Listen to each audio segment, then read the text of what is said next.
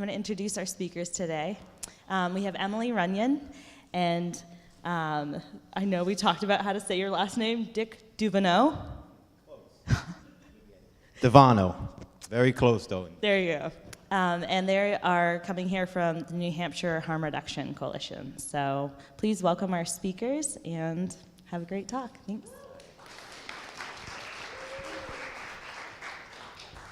Thank you. Like she said, I am Nick Devano, and I'll tell you this right from the beginning. It usually takes me a couple minutes to unwind, to get comfortable on the stage. It's a new stage, it's a new facility, but you often know when I am comfortable. It becomes obvious to most people that I have gotten comfortable. I like to start with a bio. I'll just kind of read what it is. I wrote the bio, I know what it is, but I sometimes still have to read it, okay? I have a hard time writing stuff about myself. I have a hard time telling you who I am. I was born in South Jersey, so if you hear a couple of words come out of my mouth that you don't recognize, that is the reason for it. I pronounce things a little bit different than other people do. Please bear with me. I've been engaged in the recovery community for a long time. I'm in long-term recovery myself. I'm a volunteer for the Seacoast area of New Hampshire's Hand Up Health Services, which is our SSP, our needle exchange.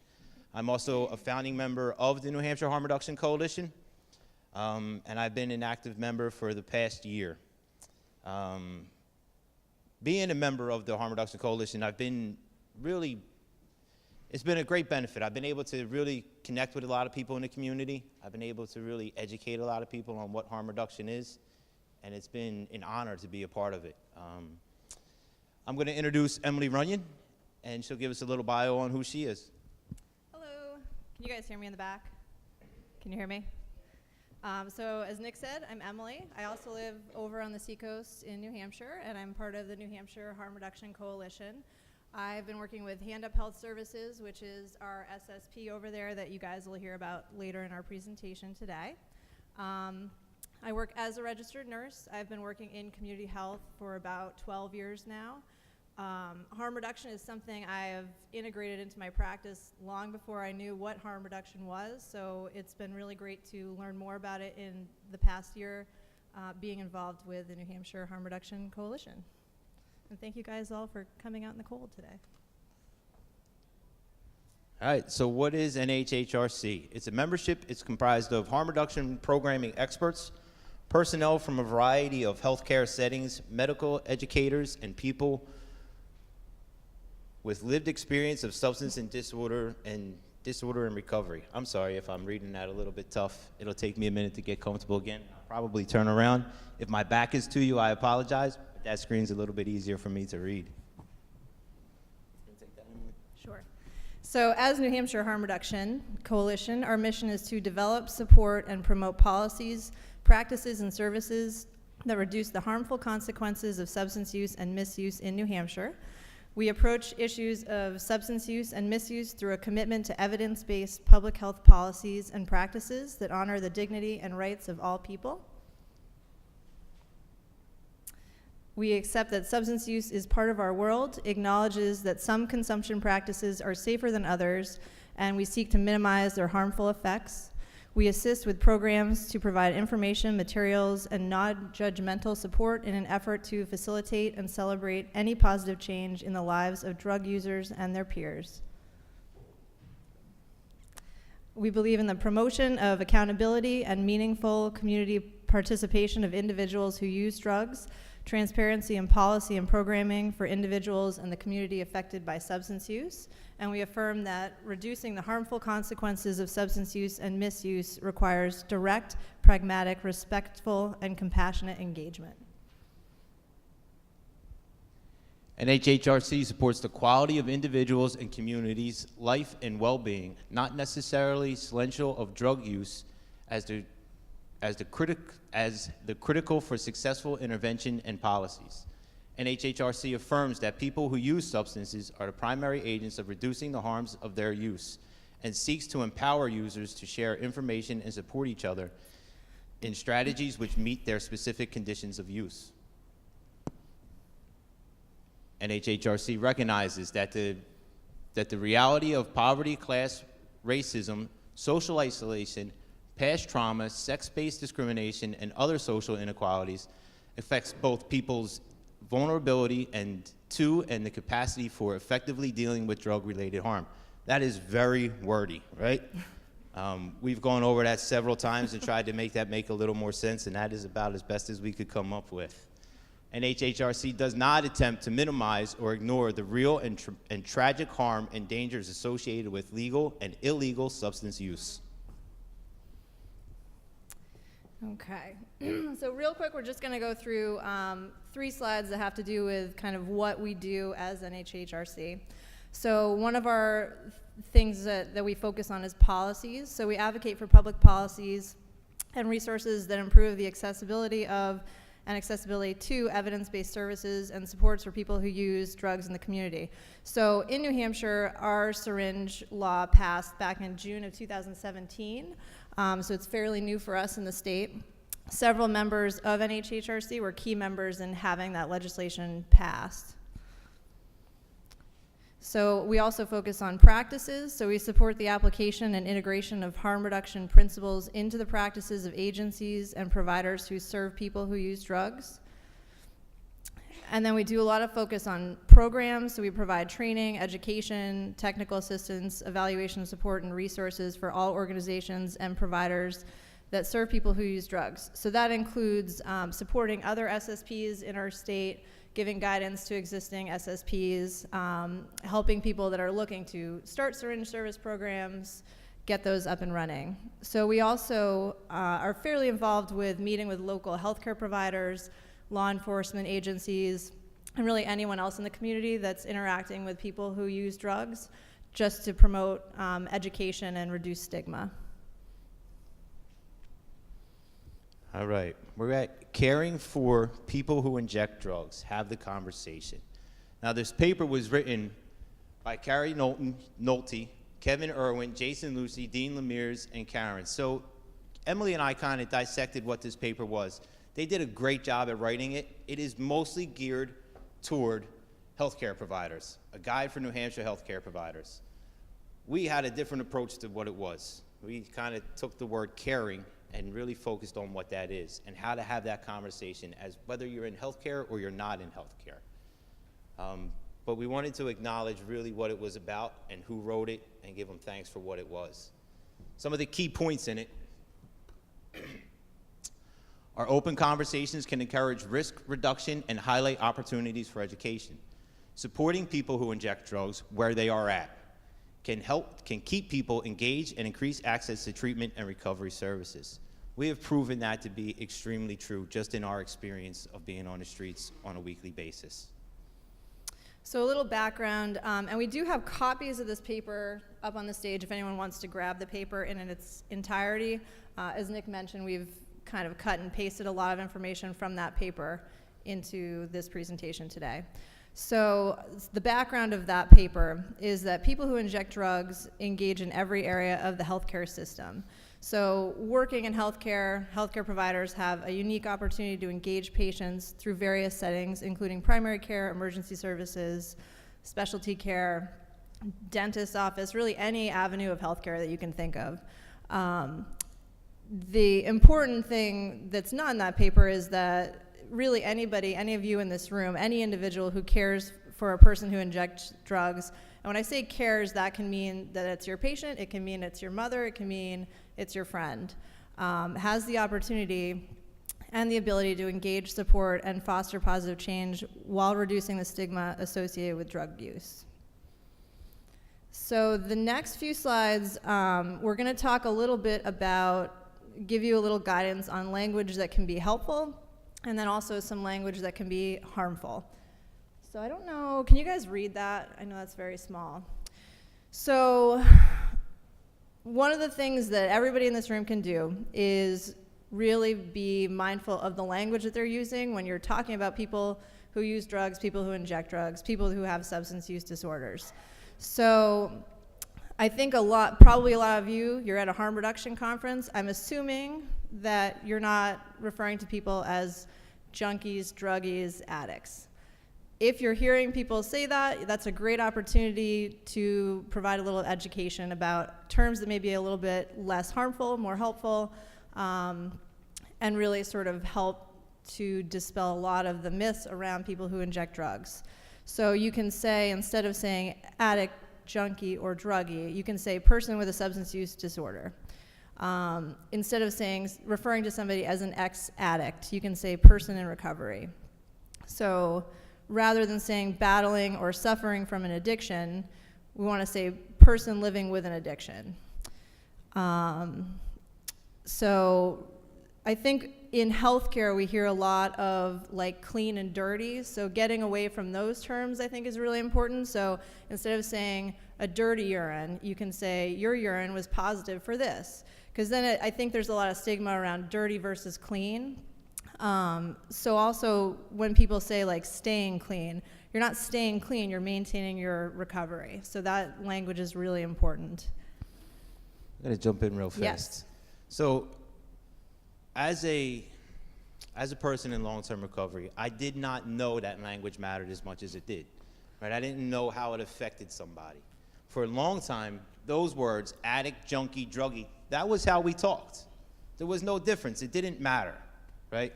That was the ex-addict, drug offender, you know, clean, stay clean, relapse. I didn't understand the effect that had on somebody until I got involved in harm reduction and learned a different way of talking. And I tell you, over time, I've built the evidence that it does make a difference in what I say. Now, it is still really hard and takes a long time for me, right? Took a long time for me, and I still practice on a regular basis, not to use some of them terms that are ingrained in me. They became the way that I talk. So it takes a little while to kind of practice what it is. Emily was a great model for me to kind of listen to on a regular basis and hear how she talked and how she engaged with other people who inject drugs. And that is why we decided that like language matter was real important to put in this part, because it's not always our actions as much as it is how we're talking to people, right? That's what they remember when they walk away from our conversations. That's what a conversation is. It's our words, and they're extremely powerful. So just placing the right words in the right spots can make a huge difference in somebody who is struggling in life, right? And somebody who's trying to make a difference in their life, right? It encourages and empowers them on a regular basis just with our words. Thank you. So the next piece of this is, and we're not going to go over motivational interviewing. Probably a lot of you in this room have taken like courses on motivational interviewing. If you've never heard of it, you don't know what it is, I would highly recommend checking it out online. I think they have a breakout session in here on it coming up. Is there one? I think so. So I know there's, the other thing I know that's coming up is there's a talk on SBIRT. That is a tool that specifically healthcare providers, substance use disorder treatment providers are using. That's a very objective tool to get information about the level of use and figure out if a patient or a participant needs a referral to substance use treatment. So those are things that I would recommend checking out.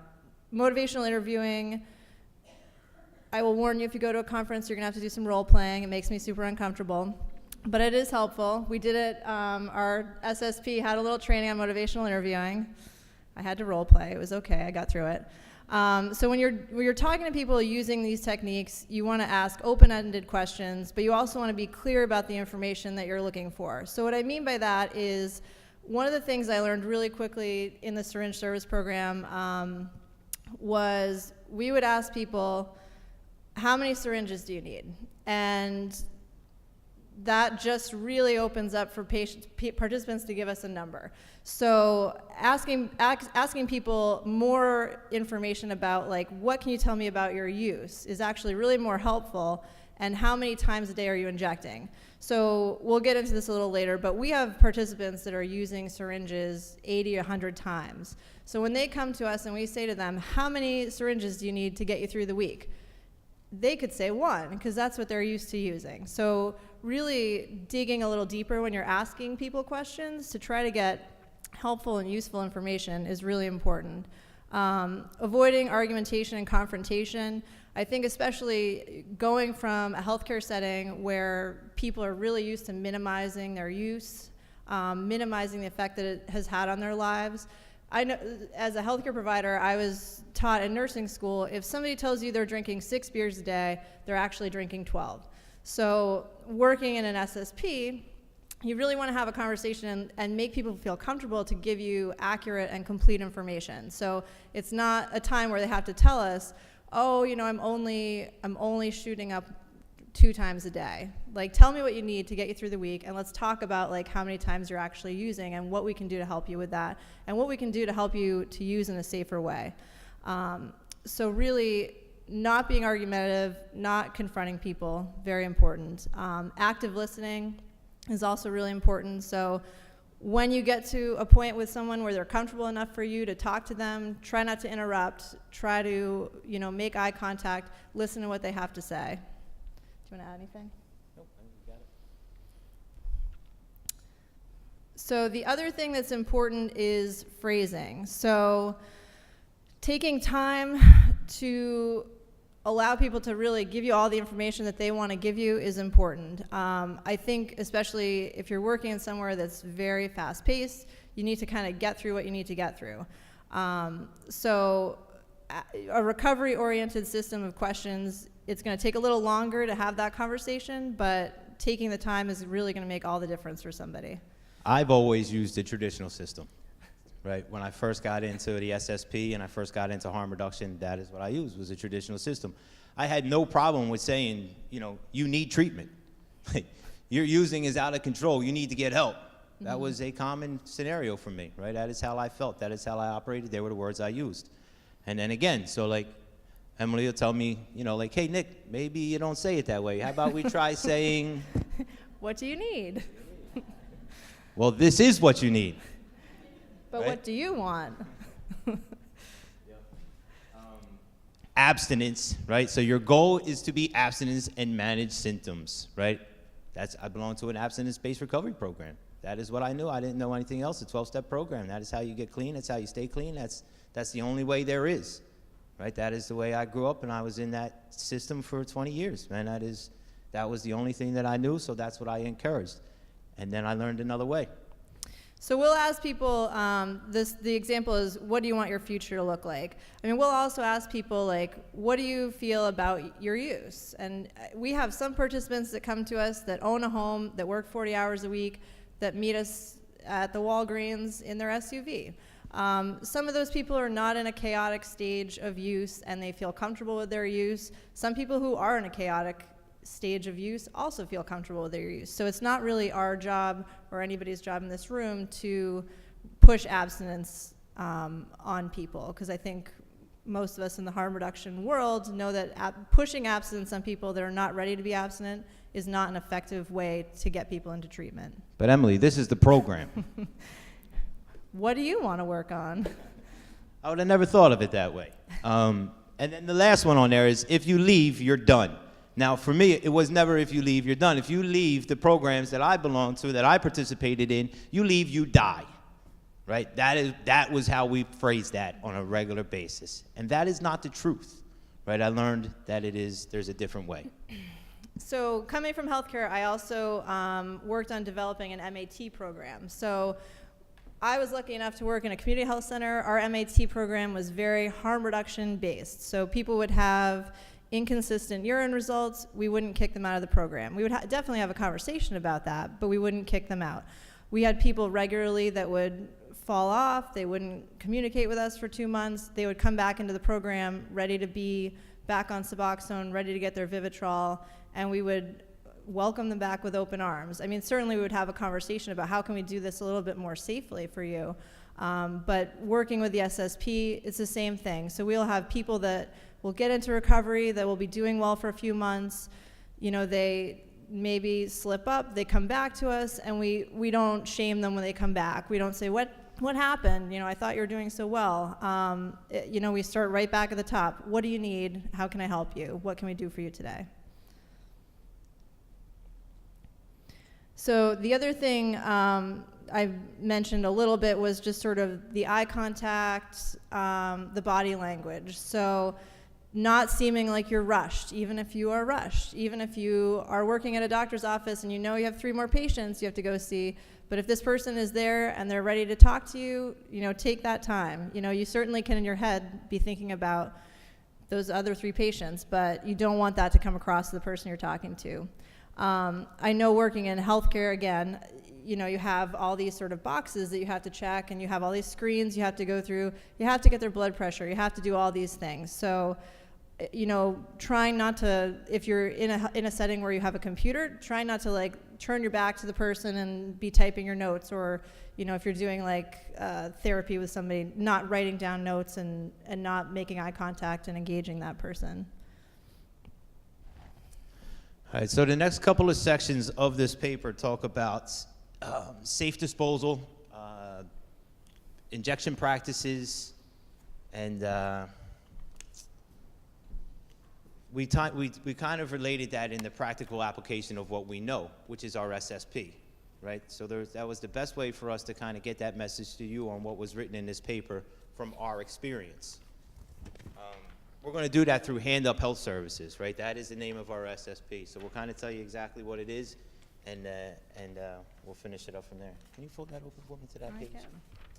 All right. Hand Up Health Services compromises a diverse group of individuals delivering free community-based service that reduce the personal and social harms associated with drug use.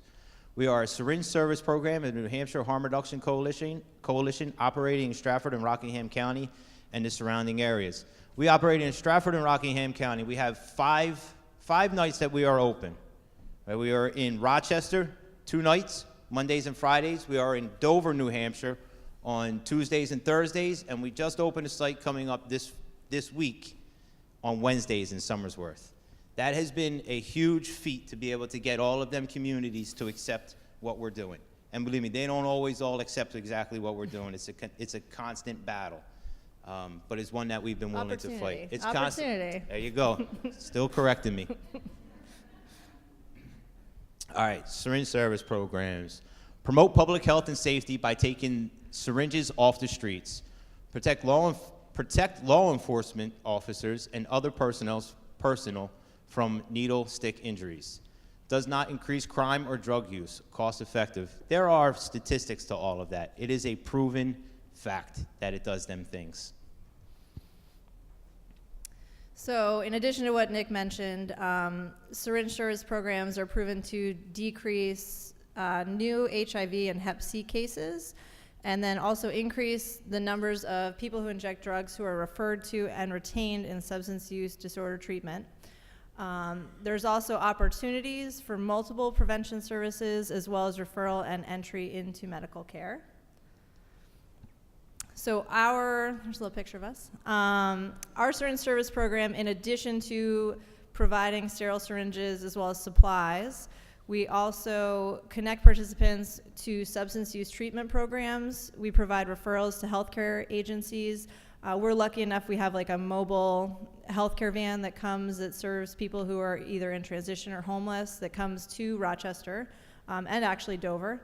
So we're able to connect people that are ready to discuss like Hep C treatment or STD testing with somebody that's right in their backyard. We also provide information on safer injection practices, which we will get into next. Look, we do all of them things that she just read on that paper, plus a million others, right? We get this opportunity to meet people who inject drugs on where they are, right? And engage them on the street where they are. It has provided us, not only, we haven't been able to really track 100% how many people have entered into treatment just from our engagement, but, we know the number's higher than we could ever track, right? There's no question about it. The amount of syringes that we are able to dispense and collect has been phenomenal over the last year. It's been a year, right, since last October. Yep.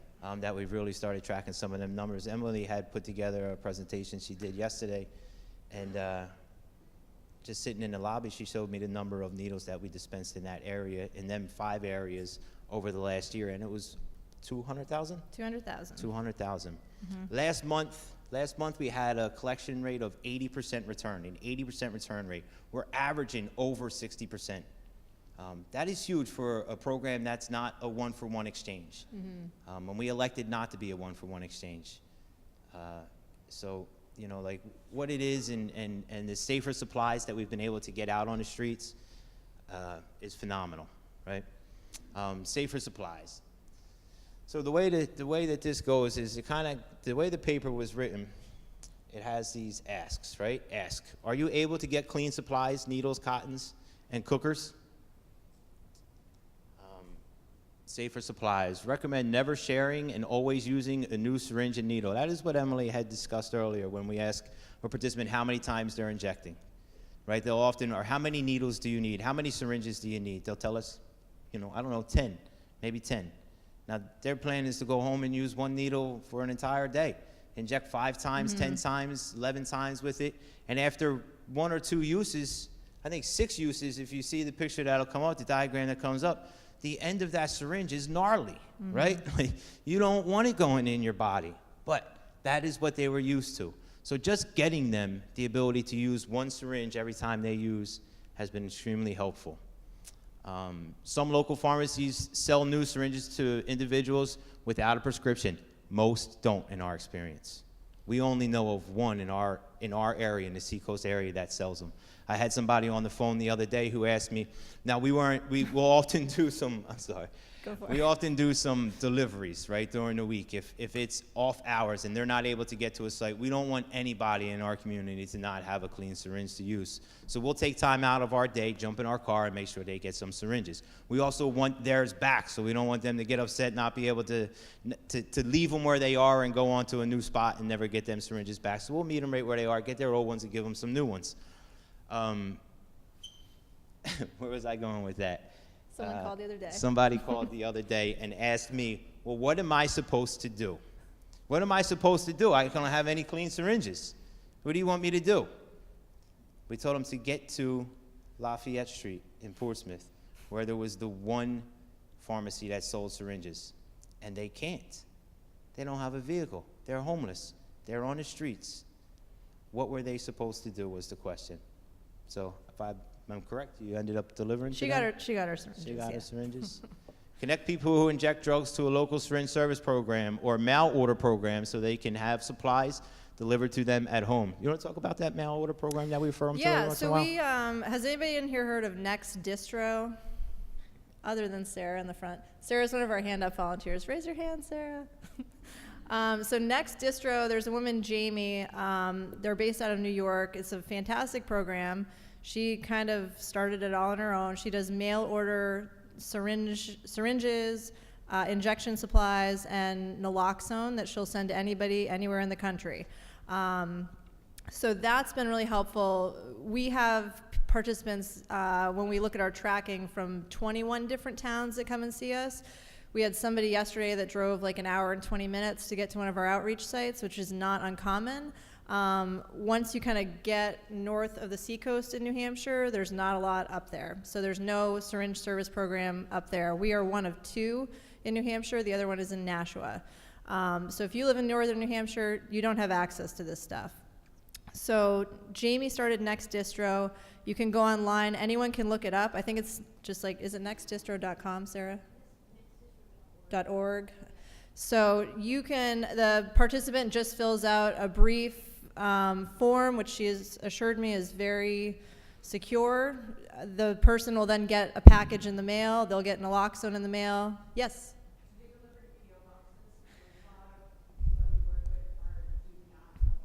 Yeah. So you can shoot her an email. It's like a one-woman show, Next Distro. She's super responsive to emails. If you look at her website, you can send her an email and ask her that. I do not know that off the top of my head, but we've had some really good luck with, we get syringes 70,000 at a time when we order them. We don't have the ability or really the funding or the infrastructure to be ordering like 6 different types of syringes. So occasionally we'll have somebody that comes that really needs a smaller gauge, really needs a shorter needle, has a very specific request that we're not able to fulfill. So we'll connect that participant with Jamie and have heard really good feedback about her getting stuff to people very quickly. She doesn't take syringes back, But in a situation like the one I just described, we would still take those used syringes back when the person needs to get rid of them, or she will give them instructions on how to safely dispose of those. Super cool program. Yeah, so as Safer Supplies, when we have them conversations, when we run into people who aren't familiar with what a SSP is, that is the conversation we have about Safer Supplies. We talk about the fact that you can get them delivered to your home. We talk about the fact that you need to use one every time you inject drugs, right? Or clean syringe every time. And then we'll move on to the next one and talk about a couple more Safer Supply topics. So one of the really key pieces of education we do with people, most of our participants have the knowledge that if they're sharing a syringe, there's a chance they're going to get some sort of infectious disease from that. What a lot of people don't seem to realize is that other things that they're using to prepare their drugs also can transmit disease. So we supply people with cookers to prepare their drugs in. I think there's a little picture. So it's this little metal, it looks like a little tea light. So those also can transmit diseases like hepatitis C. So it's really important to make sure people are not sharing any of that stuff. And that's also a good engagement point with people. Instead of just handing them a bag of syringes and saying, we'll see you next week. We have a little half sheet handout that we'll give people that says, like, you know, make sure you clean your cooker, don't share your cooker. You know, the cottons, don't use cottons for a month because those can also harbor bacteria. We hand out sterile water to people. We have a lot of participants that are living on the street that don't have access to clean water, so we'll give them those little ampules that look like little ampules that you put in like nebulizer machines. So we'll hand those out to people. We'll also try to educate people on, if you think your only option is to use puddle water, maybe you can use this instead. Or we'll give people extra supplies if they are telling us that they're using puddle water to inject. Puddle water is a reality. It is a reality. So if reuse is required, we really try not to encourage that, but we will educate people on what they can do if they're really stuck and they can't get to us and they need to reuse a syringe, how to disinfect it with bleach. And the instructions on specifically how to educate people on that are in this paper. I won't go through that, but if people want to grab that, that's in there. All right, safer use. Ask, what steps do you take to keep yourself safe when using? You want to click that? Advise not to use alone and only with trusted people who can provide care if needed. Encourage using caution with all drug supplies and new sources. Recommend avoiding taking all the drugs at once and avoid rushing. Do a test shot. Can I go back a slide real quick? Yeah, if you So can. I just want to show people here. So this picture, this is a little sterile water ampule. So we hand out fentanyl test strips, which is something we've started doing the last few months. This has been, again, like a really great source of engagement for people. So we don't have heroin anymore in New Hampshire. It's pretty much all fentanyl. What we're finding, though, is we're seeing a lot of a big increase in overdoses. We have participants that are injecting other drugs as well, like cocaine, and we're handing these strips to those people, and we're also encouraging them to take naloxone because we're hearing a lot of feedback anecdotally from people that their cocaine, their other drugs are also mixed with fentanyl. So we'll have participants that come and you know, they're like, oh, I don't need Narcan, like I just inject cocaine. We'll give them this, and then we hear feedback, oh my gosh, like there was fentanyl in my cocaine. So that's also really an important thing. I don't know if, is anyone with the SSP up here in the room? No? So I don't know if that's something that you guys have access to up in Maine or not. We actually had those donated to us. I know people that were at the National Harm Reduction Coalition last week had an opportunity to purchase some of those test strips. You can buy them online too. All right, advise not to use alone. Narcan, you can't use Narcan on yourself, right? Naloxone does not work on you if you need it. You need somebody to administer it to you, right? So one of the things that we often say to participants when we are done speaking with them is, hey, we love you and don't use alone, right? That is just drill. We just drill that in. Don't use alone. All right, go ahead. So the other thing that we always encourage people to do, we know that a lot of people are not doing this, is emphasizing the importance of calling 911 in the event of a suspected overdose. We heard through kind of the grapevine that there were 7 overdoses in a span of 3 hours in one of the towns that we serve a few weeks ago. Last week, we also heard there was sort of a cluster of fatal overdoses up in that area. So we know a lot of our participants are really hesitant to call 911, but we still always encourage that with people. The other thing that we do is encourage friends and family members to carry naloxone. So we'll give naloxone to anybody that comes to us. We'll have family members, we have community members that'll connect with us and want naloxone just to have with them. So this is a picture that Nick had alluded to earlier. So that's the third slide. There is a syringe after 6 uses. 6 uses. So you can only imagine what that looks like after 80 or 100 uses. And people will do crazy things and they'll file them down. Not something you want to stick in your vein. Do you want me to go through this? Yeah. So this is a fantastic piece of literature. If you go to our nhhrc.org website, you can find this. It prints out a little bit funny, but feel free to go up there and grab it and use it. So this was developed, we had some UNH nursing students that developed this handout for us last year, which was fantastic. So we have a lot of, even though I'm a nurse, when I'm out with the SSP, I'm not practicing as a nurse. I certainly can tell people, you need to go to the hospital. And I'll give them a ride if they want it, but I'm not really doing a lot of wound care. We do provide just sort of basic wound care supplies to people, but this is a great resource because it'll sort of guide people on when they need to go to the hospital, when they can put a Band-Aid on it. I'll show you this here. So things that probably won't kill you, which is a nice topic. So a little redness, a bit swollen, itchiness, open skin, red skin, warmth. Do you want to read the next one with the curse word in it? Caring for minor shit. Yeah. So let me tell you real fast, right? I get a kick out of reading that stuff because the UNH students who put this together were great. They were very thorough. They spent a lot of time with us that winter, right, when we first started. Mm-hmm. And they presented this paper to us, and were sent out on a mission to just create some literature for us. And they did a great job. They put all the verbiage together, but they just lacked a couple of things, right? It wasn't street enough, right? We couldn't hand what they had given us to our participants and them actually be engaged in reading it. So we wanted to come up with a way that would engage them in actually going through the entire pamphlet. I did notice, Emily, would you shoot back to the beginning? So you want to talk about it? No, you can go for it. So, and I had no idea what this was until last week when we cut and pasted this into the slide. But and I still laugh about it. What is this? And why is what Emily said is Grumpy Cat? I had no idea what Grumpy Cat was on there. Now I read that 100 times and never noticed Grumpy Cat in the face of that. So I don't have to read this whole thing. As I said, this is on our website. So if anyone wants to grab this and share this with people who could benefit from it, please do. You will never be able to edit Grumpy Cat out of there. We tried. We couldn't get it out. It's okay.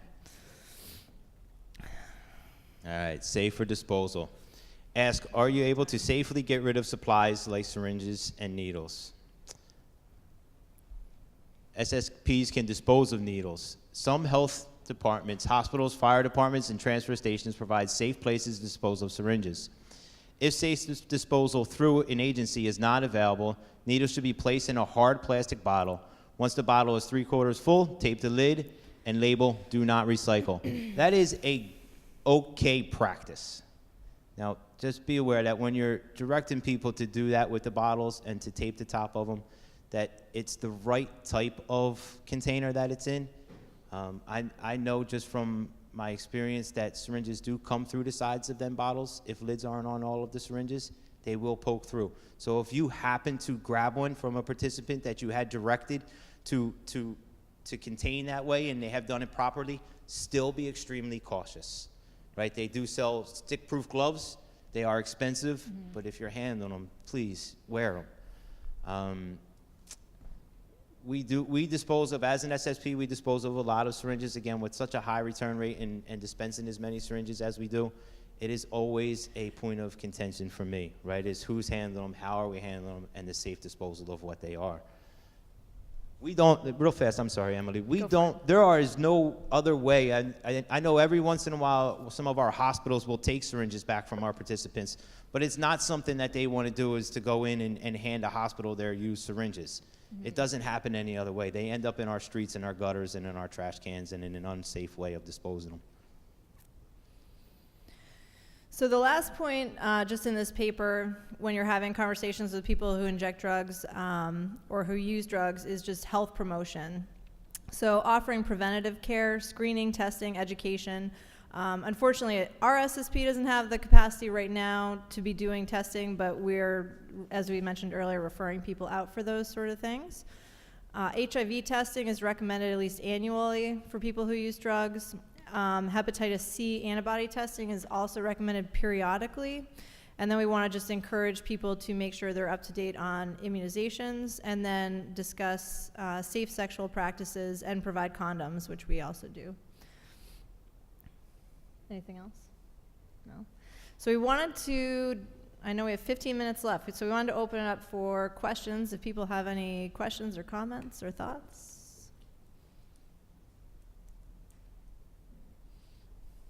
I think there's a microphone There's a coming your way. microphone around. I don't need a microphone, I don't think. Just speak up. Do you take donations, brand new syringes? I have diabetes, don't have to use syringes anymore. Insulin pump. Stock of syringes I have nothing to do with. Yes, we definitely do. So we've actually had a few calls from like people who have had family members who have like passed away, or we have people who are diabetic that don't use insulin anymore. So we will come and pick those up if you're close by. We do live in New Hampshire, so do you live in New Hampshire or Maine? Yeah, I live in Maine, but travel to New Hampshire frequently. So if you want to connect with us, we'd love to get your info. That'd be We great. got a couple cards up here on it. Thank you. I have a couple questions. Sure. So, how are you funded again? So we currently, we can't have any state or federal funding. We have Okay. 2 grants right now. We got a New Hampshire Charitable Foundation grant, and then we got an AIDS Coalition grant. So we've done some private fundraising. As NHHRC, we also will do like education and in-services and get like a small reimbursement for that, which then goes right into Hand Up. And I'm not beyond begging, right? I will beg often. How many people do you have working in your agency? So we actually, NHHRC is 100% volunteers. Hand Up Health Services, also 100% volunteers. So we don't have any paid employees. We have about, what, 27 volunteers? Between like, I would say like 20 and 25 fairly active volunteers. Now, have any other actual agencies or any other organizations have you worked with, other like cross promotion or cross integration with any other kind of services? Yeah, so we're fairly connected with the community health centers. We also are fairly connected with some of the recovery centers in our area. So we have really a great pool of volunteers. So we have people that work in healthcare. We have people who work in education. We have people who are in long-term recovery. So we have a lot of access to those agencies through our volunteers. And one more question, Yeah. I don't mean to steal this. I also want to know, have you received any strong opposition in your state from any particular agencies or political parties based on what you're trying to accomplish, or any kind of... Not from agencies or political parties. Okay. But we have from communities, Really? really. Could you elaborate? Could I elaborate? Absolutely. So we operate out of the back of the trunk, right? That is what we are. That's how we operate. The picture you're seeing of me, Emily, and Emily Edgerly, who was in that picture as well. That's how we are, right? We end up on a street, in a driveway, or wherever we can really get to, right? We chase the people who inject drugs. We go to where they are, right? We're not on the outskirts of town having them come out to us, right? So we end up at the end of the street that's having the problem with people who are injecting drugs on it, whose street is becoming overrun with, people selling drugs and people using drugs. They have found us as part of their problem instead of part of their solution. it took me a little while and a couple of real long conversations and a lot of stuff that I learned from Emily in like humility and how to conversate with people to get them to kind of change their opinion of what we are, right? Their perception of what harm reduction is. We are not the problem. We are part of the solution. We are the front line of that solution. By the end of our last conversation with somebody that we had an issue with, or who had an issue with us, they were asking if they could volunteer and what they could do to get involved and how they could help. I just want to thank you guys. I learned a lot today because I myself am a recovered alcoholic addict of 3 years, but I was never an opiate or needle user, and I appreciate you guys doing this. I'm quite a good education from that. Thank you. Oh, thank you. Thank you. You're welcome. We're also always looking for volunteers. So if anyone wants to, we have a Facebook page. If anyone wants to like us on Facebook, Hand Up Health Services. Our cards are down there. You can connect with us if anyone lives like down in that area. I'd like to go off his last statement. I'm also a recovering alcoholic addict, and I'd like to know how you expect people who use drugs to use 12-step programs, who use the language addict over and over and over again. How do you get new people into the programs and expect them to stay when they have very low recovery rates? Is it because of the language, and should we try to change the language? Are there better programs? I think there was a couple of parts to that. I'm going to jump on the first one that you said. Should we change the language? Yes, sir. If you're comfortable with changing the language, yes. I have changed my language, and I have evidence that it works better than the way that I used to conversate with people. Do you have a part of that question that you wanted to answer? What was the second part of your question? Second part was, with such low maintained recovery rates, how do we get new people into 12-step, if we want 12-step programs to work and we advocate through agencies for people in aftercare to go to these 12-step programs, how do we get people to stay? How do we make it work? How do we get them to stay? How do we make it work? We love them. We love them no matter what. We love them where they are. That's all we can do. That's all you can do. That's all you can do. Yep.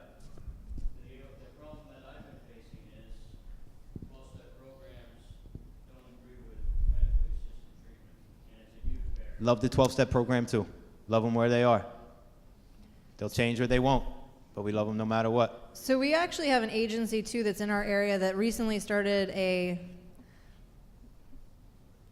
it's like a medication-assisted recovery anonymous, MARA, group that's inclusive for people that are getting Suboxone or methadone or Vivitrol. So that's been Yeah, if you want to, I can hook up with you after this and we'll get you some information about them guys. All right? Cool. Quick question. Yes. Oh, that's loud. That is loud. Could you just expand where you said that you cannot receive state or federal funding? Yes. So there was a request for proposals that was put out. Part of our bill that was passed said that we couldn't get any state or federal funding. That was part of the way that the governor would sign that. There was an RFP that was put out, request for proposal, about 6 months ago that we looked at. It was about 80 pages. It required us to do a lot of like Hep C, HIV, point of care testing, which we don't really, again, have the infrastructure to be doing. Right before that was due, so I was glad we didn't do 80 pages of proposal work. They pulled it and said, you can't do this. This doesn't, this contraindicates like what we set out with this law. So is that gonna change? I'm not sure. I hope it does, because I think it's a really important program. It's very hard for us to get funding. Luckily, we've been around for a year now, so we have there's some grants that we're working on right now that we're hoping we can get some funding that way. We try to do some fundraising. That's a little tricky sometimes, but we do what we can. And we're learning. And we're right? learning. And we're learning. Yeah. Yes. Thank you for your presentation. Do you know the answer to this question? I know that New Hampshire, first of all, do you service only New Hampshire residents?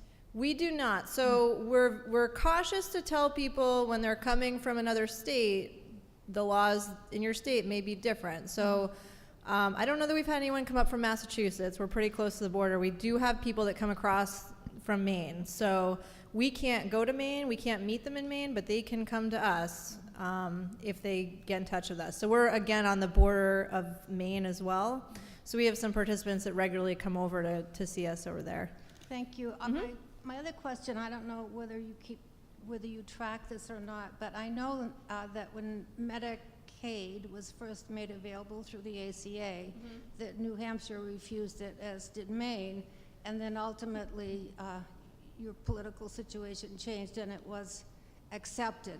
And I'm wondering if, since Medicaid is now available in New Hampshire, have you seen a decrease in opiate addiction or use of opiates?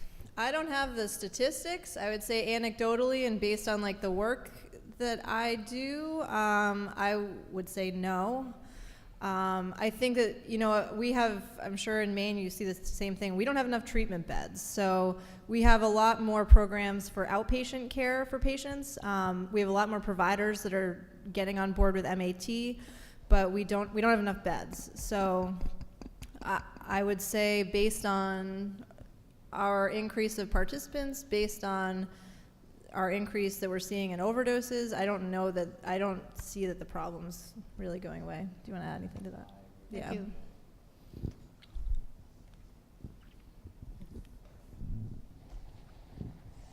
Thank you for the presentation. It's very important. So I have one concern. It's not a big question. So I would like to know, why do you think it's okay to say about language to use for people who use drugs? Why do you think it's okay to say to maintain recovery instead of saying staying clean? So what can impact if you say to stay clean? That's a great question. So I think like for me, when I hear clean, like my mind immediately goes to, if you're not clean, then you're dirty. So I think that has a lot of negative connotations to it. Plus I think clean can mean different things for different people. So, people may identify themselves as like, I'm in recovery, and they may be in recovery from opiates, but they may be like smoking pot on the weekend. So again, like from a harm reduction standpoint, like that's a reduction in harm. So that's like moving in a positive direction. So I think clean is just, clean and dirty just is not. For me, one's good and one's bad. Right. And that's not the way that I like It's very to view polarizing. things, right? I don't think every experience has a reason to it, and if you survive the experience, you're going to learn something. So if you look at it as good or bad, then what may feel bad now will later on turn out to be good, right? So we just kind of stay away from it. It's good, bad, hard to say, right? We don't know yet because that story's not over. So we try to stay away from it, and we try to stay away from like clean and dirty because they represent the same thing as good or bad. Does that answer your question? I tried. Thank you. That's all I can do.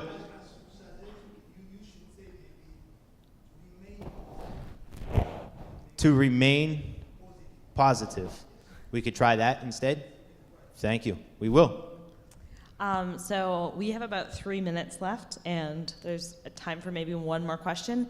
I just want to ask anyone who came in late, if you have the release form in your folder, please sign it and just pass it to the end of one of your rows before you leave. Anyways, so time for one more question, I think. Sorry.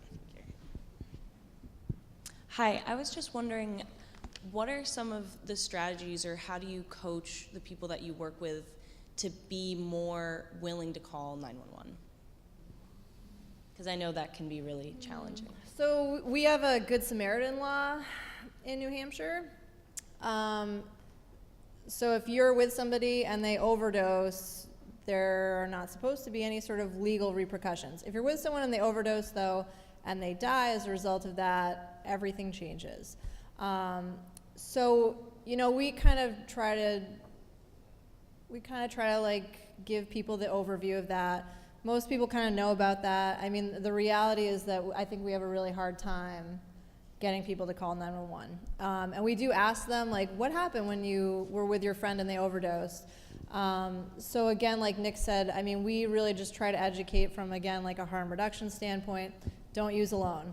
I mean, we repeat that so many times. Like when we stand out there on a Friday night, I probably say that like 45 times. Don't use alone, don't use alone. So I think it would be great if people could call 911. I mean, I think a lot of our participants have been using for extended period of time. Like they're comfortable using naloxone. Some of them are comfortable doing CPR on people. So I think it's like giving them whatever education they're ready for. So you can't just say to somebody, here's your naloxone, like just make sure you call 911, because I mean that it's probably not going to happen. But we do say that, and it's on our literature that we hand out to people. And we when we give out a naloxone kit, it has that right on there, like first step, call 911. So, and we do review that with people when they come. I'll tell you, my approach often with it is your question was, how do we encourage them to call 911? Is that correct? Right? Or how do we coach them into that?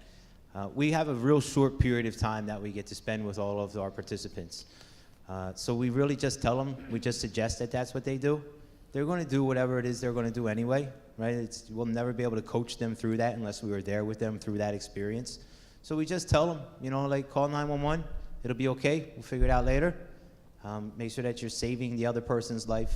And then I typically just get real with them, right? They call 911 or don't. Whatever you do. If you're going to stay, stay. If you're going to go, go.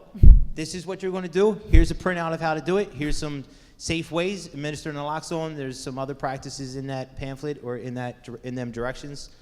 And that's it, right? We don't have enough time to really coach anybody through what it is. I think we would love to, but we don't. Okay, so it's about time. Thank you, Emily and Nick, so much for speaking. Thank you guys. Thank you.